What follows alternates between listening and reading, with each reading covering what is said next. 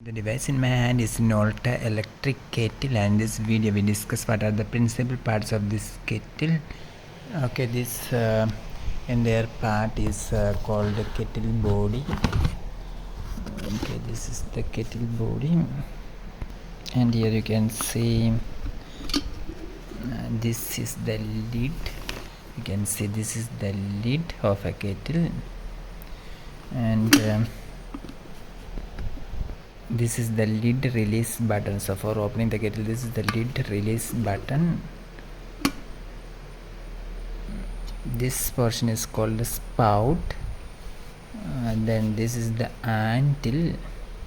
Here this is the power indicator. Then this is the base. This is the power cord, and this is the plug. So these are the principal parts of electric kettle.